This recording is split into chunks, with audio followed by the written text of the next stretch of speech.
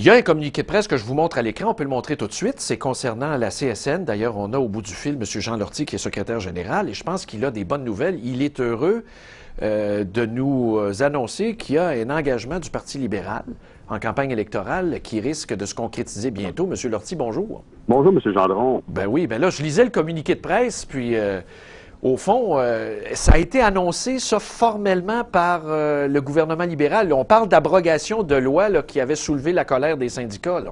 Oui, en fait, c'est en trois temps. Le premier temps, dans la campagne électorale, le gouvernement, le Parti libéral de Justin Trudeau avait annoncé qu'effectivement, il retirait ces projets de loi-là. Maintenant, le premier ministre Trudeau, lorsqu'il a été assermenté, a fait une déclaration publique dans le même sens. Et hier après-midi, formellement, Mme Miuchak, la nouvelle ministre du Travail, de l'Emploi et du Développement social, m'a annoncé lors d'une conférence téléphonique que j'ai eue avec elle que le gouvernement déposerait des projets d'abrogation de ces deux projets de loi-là.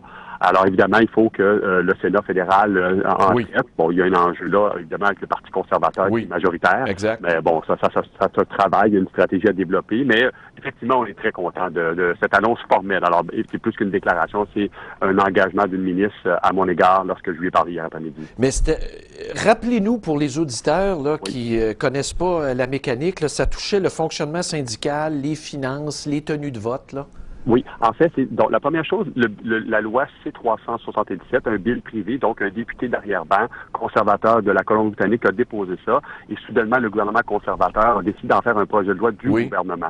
Donc, évidemment, les députés, la discipline de parti a dû s'appliquer. Donc, on voyait que vraiment, ça venait du cabinet fédéral de M. Harper. Et ce projet de loi C-377, à travers les 90 000 organisations à but non lucratif au Canada, seuls les syndicats auraient à dévoiler un certain nombre de données stratégiques financières. Je donne un exemple bien concret pour vos auditeurs. Vous travaillez dans une entreprise, un de vos membres a besoin d'une expertise psychiatrique parce qu'il y a un dossier disciplinaire.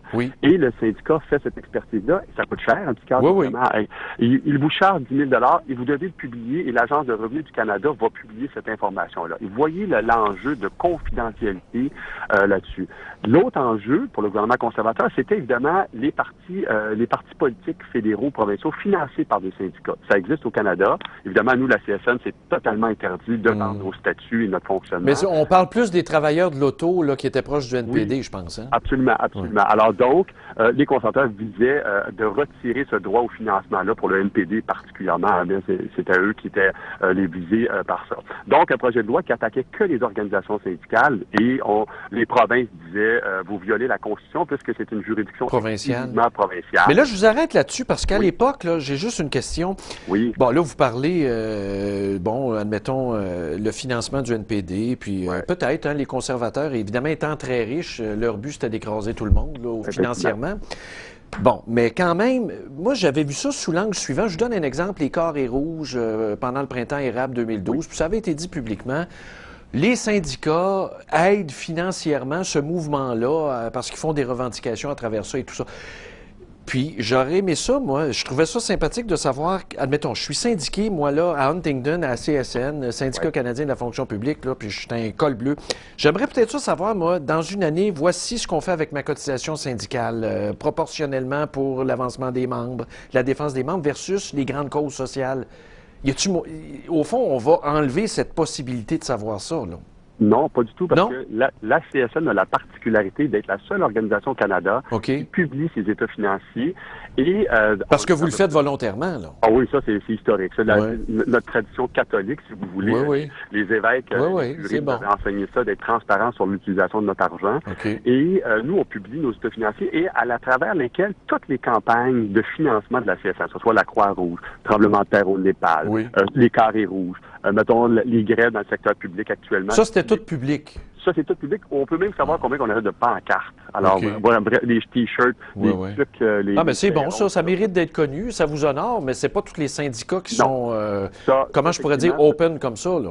Non, nous, on a fait ce choix-là parce qu'on a dit on ne veut pas être vulnérable sur le front de l'argent. On est contesté sur d'autres enjeux. On trouve que sur l'argent, on a intérêt à être transparent d'abord pour nos membres. Donc, nos syndicats, quand ils viennent, ils vont sur Internet, ils peuvent downloader ce document-là. Ils ont tout en détail. Ils peuvent tout calculer ce qu'ils veulent calculer, du salaire du président de la CSN en passant par, je dirais, les campagnes que l'on mène. Oui. Bon, évidemment, les conservateurs ne visaient pas véritablement ça. Ce qu'ils visaient, c'est de dire, on veut décortiquer ce qui est de politique, l'action politique des syndicats et de faire en sorte que les membres puissent ne pas vouloir faire ça. Alors là, ça ouvrait la porte à toutes sortes d'abus. Et je vous dirais, M. Gendron, que la Cour suprême du Canada, il y a quelques années, a été très claire dans un jugement que la cotisation syndicale devait servir à la négociation des conditions de travail, mais également les syndicats avaient le devoir de faire de l'action politique. C'est assez curieux, d'abord, des juges qui ont dit un syndicat, ce n'est pas seulement une voix au travail, mais c'est aussi une voix dans la société. Ils ont les moyens de le faire par la cotisation syndicale, parce qu'on avait été contesté à ce niveau-là. Alors donc, Bill C-367, les libéraux nous ont dit, ça, on envoie ça aux poubelles de l'histoire. Mais le vote, là, le vote secret, là, racontez-nous un peu, parce que c'est sympathique, ça, le vote secret, il me semble. Oui. Je vous explique rapidement. Le Bill C-125, encore là, un bill privé d'un député d'arrière-ban, qui vise, lui, au moment où vous êtes travailleur à la ville d'Huntingdon, vous syndiquez. Oui. Ici au Québec ou au Canada actuellement, c'est dans les 30 jours, la Commission des relations de travail va évaluer, êtes-vous majoritaire? Avez-vous respecté les critères de la loi? Oui, elle vous émet immédiatement un certificat pour vous protéger contre l'arbitraire. Donc, des mesures de représailles, La municipalité déciderait de faire des représailles, de suspendre. Alors là, les conservateurs, ce qu'ils proposaient, c'est oui, on va déposer majoritaire et on va redonner un vote. Donc, pendant cette période-là, moi j'appelle ça va être la battue du gibier. L'employeur va avoir le temps d'identifier tous ceux qui ont fait la campagne et de faire des représailles. Et quand arrive le vote, les gens ont eu peur. Et c'est prouvé, on a fait une étude assez formidable là-dessus à travers le Canada et les États-Unis. Là où il y a des législations de cette nature-là, du vote secret, il n'y a plus de syndicats qui se créent. Oui, mais attention, là, quand vous parlez du vote secret, c'est dans le processus initial de création, admettons, de l'unité et tout ça. Oui, mais est-ce que ça valait aussi, admettons, un vote sur des propositions patronales? Est-ce que ça touchait ça aussi, le vote secret? Non, parce que Même pas. Les lois sont déjà claires. Voter la grève au Canada ou au Québec, il faut un vote à scrutin secret. Voter, par exemple... Mais c'est fou comment c'est sorti. Non, mais c'est fou comment c'est sorti dans l'actualité. J'écoutais des tribunes téléphoniques là, sur le sujet à l'époque. C'est « Ah oui, mais... » Puis là, ils parlaient de conventions collectives, de ci, de ça. Puis au fond, tout le monde était pratiquement dans le champ. C'est vraiment au début là, de la formation du syndicat. La formation du syndicat, et ça vient des États-Unis, cette tradition lourde-là.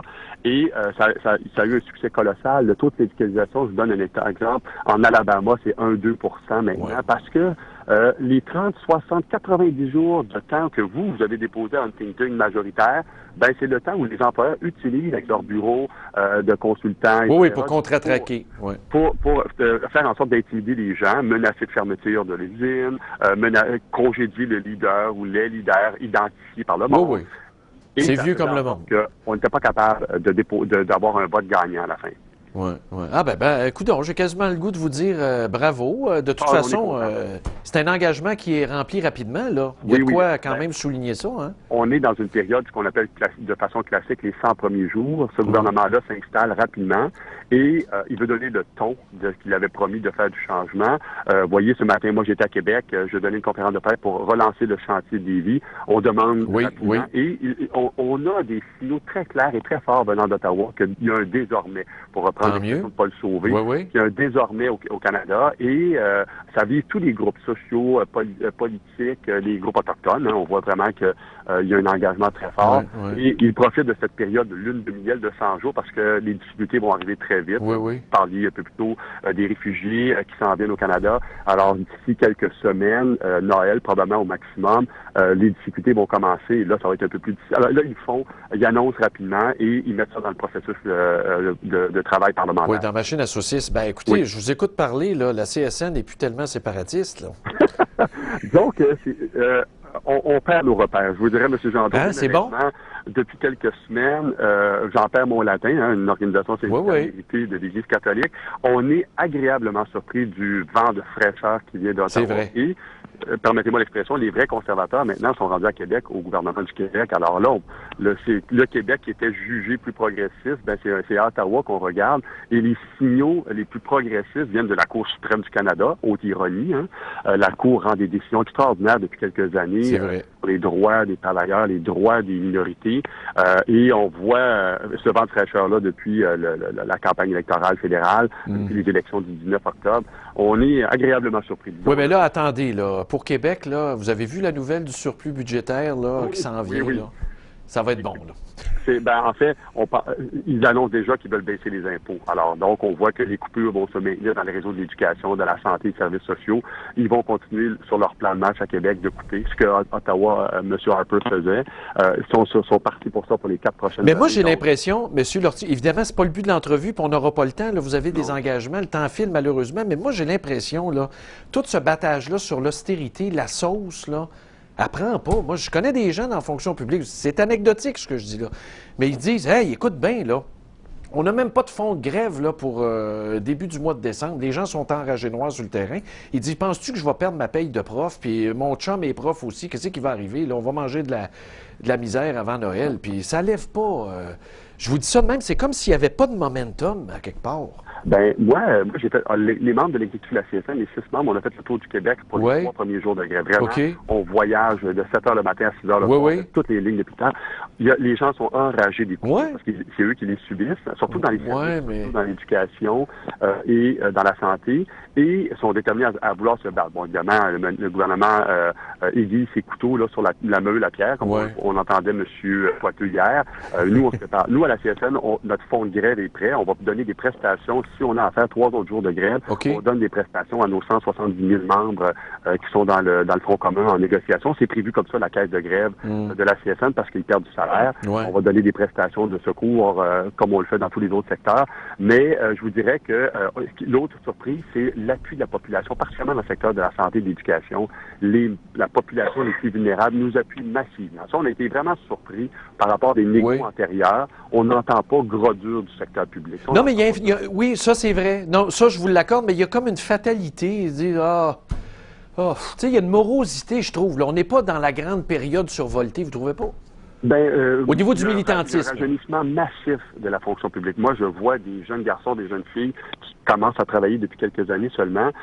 Il y a des surprises qu'on va avoir. Moi, je pense qu'on va assister à une mobilisation de ces jeunes travailleurs-là qui ont leur vie devant eux autres.